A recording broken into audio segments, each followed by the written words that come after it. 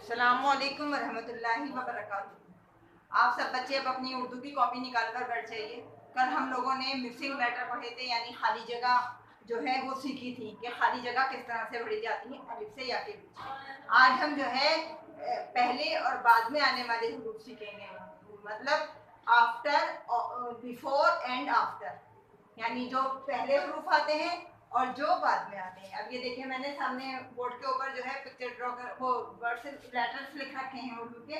ये हर्फ में आप लोग देखेंगे कि मैंने बीच में हर्फ लिखे हुए हैं, और इधर भी खाली जगह है और इधर भी खाली जगह है। तो इसमें क्या, इधर जो बीच में लिखा है वे, तो यहाँ पर जो है जो इन हर्फों से पहले लफ्ज हर्फ आएंगे हमें वो लिखने हैं, यानी लेटर लिखने हैं, और इधर जो इनके बाद आएंगे हमको वो लेटर लिखने हैं, यानी पहले और बाद में आने वाले हुर्फ। पहले यानी बिफोर, बाद में आफ्टर। तो आप सबसे पहले अपनी कॉपी निकालकर आज की डेट डालिए, 15 जुलाई, 15 जुलाई, और साथ में आप जैसे जैसे मैं लिखवाऊं उस तरह से आप लोग लिखते चले जाएं, और साथ साथ आप लोग पढ़ते भी जाएंगे। देखिए, सबसे बीच में पहला हर्फ क्या लिखा है? बे। अब बे से पहले भी खाली जगह है और बे के बाद भी खाली जगह है। तो अब आपको क्या करना है? बे से पहले जो हर्फ आता है, क्या आता है बे से पहले? अलिफ। तो आपको यहाँ पर अलिफ लिखना है। क्या? अलिफ। पहले अलिफ आ गया यानी बिफोर। अब बे के आफ्टर यानी बाद में क्या आएगा? जी बिल्कुल सही, बे के बाद आएगा पे। पे के नीचे कितने नुक्ते होते हैं? 3। तो ये क्या है हमारा? अलिफ, बे, पे। अब हमारी ये दोनों खाली जगह पुर हो गई, यानी बे से पहले भी हमने अलिफ लिख दिया और बे के बाद का भी हर्फ लिख दिया पे। अब सेकंड लाइन में आइए। सेकंड लाइन में मैंने बीच में क्या लिखा है? टे, यानी टे से टमाटर। अब इस टे से पहले भी खाली जगह है और टे के बाद भी खाली जगह है, तो टे से पहले क्या आता है? जी, अलिफ से पहले, टे से पहले आता है क्या? ते। इसी तरह से छोटा सा कर्व बनाते हुए सीधी लाइन बनाकर हमें इसको लिखना है। ये हो गया हमारा ते। ते के बाद आता है ते। अब ते के बाद भी खाली जगह है, तो ते के बाद क्या आएगा? से। इस तरह से इसको भी इसी तरह से थोड़ा सा ड्रॉ कर कर्व बनाते हुए हमें ऊपर लेके जाना है ऐसे, और फिर इस पे भी हमें 3 नुक्ते लगा देने हैं। कितने? से के ऊपर हमारे कितने नुक्ते होते हैं? 3। तो ये हमें 3 नुक्ते लगा दिए। अब इसके बाद नीचे इसमें देखिए, इन पांचों की शेप एक सी है, ये सब बच्चों को पता है, सिर्फ नुक्तों का फर्क है। अब थर्ड लाइन में आइए। थर्ड लाइन में मैंने बीच में क्या लिखा है? चे, यानी चे से चांद। अब चे से चांद से पहले कौन सा हर्फ आता है और चे के चांद के बाद कौन सा हर्फ आता है, बताइए। जी बिल्कुल सही, पहले हर्फ आता है चे से पहले, क्या आता है? जीम। जीम के पेट में एक नुक्ता, फिर चे के पेट में 3 नुक्ते। अब चे के बाद क्या आएगा? हे। इसी तरह छोटा सा घुमाते हुए हमें यहाँ सीधी लाइन करनी है, फिर नीचे से फिर तिरछा घुमाते हुए हमें ऊपर ले जाना है। ये बन गया हमारा है। ये देखिए, इन तीनों की शेप एक सी है। इससे पहले क्या है हमारा? जीम। जीम के पेट में नुक्ता है, इसके बीच में 3 नुक्ते हैं पेट में, ये खाली है। तो ये बन गया हमारा जीम, चे और हे। नेक्स्ट लाइन में हमारा क्या लिखा है? दाल। अब दाल से पहले क्या आता है?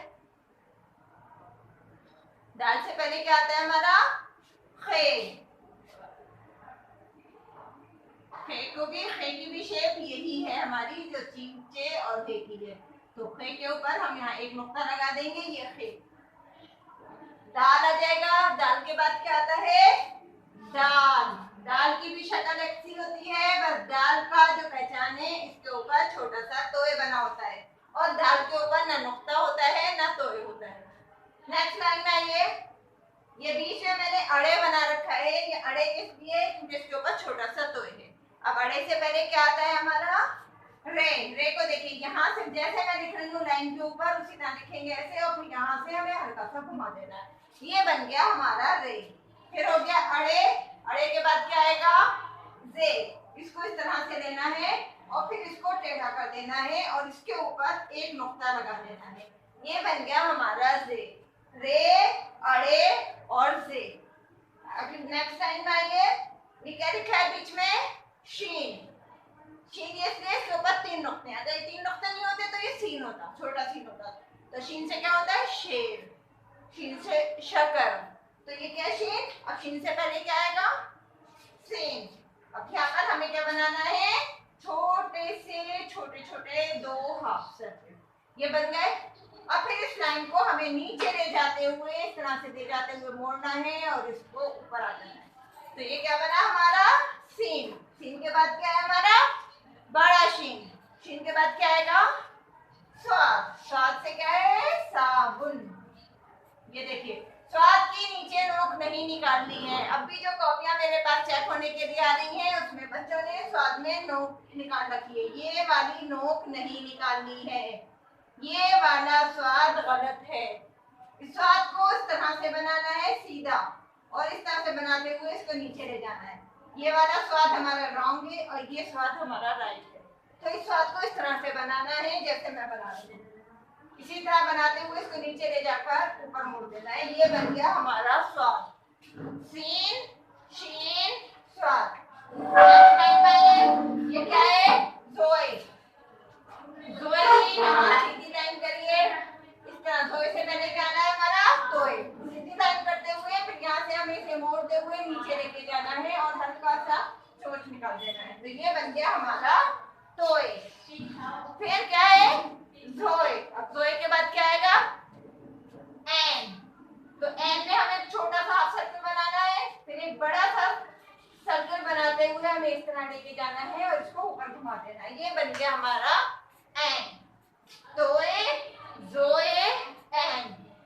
नेक्स्ट लाइन में क्या लिखा है इसमें? काफ। काफ से पहले क्या आएगा? यानी बड़ा काफ है, बड़े काफ से पहले क्या आएगा? बड़े काफ के बाद क्या आएगा? ये आपको बताना है। अब बताइए क्या है ये? काफ से पहले क्या आता है? फे।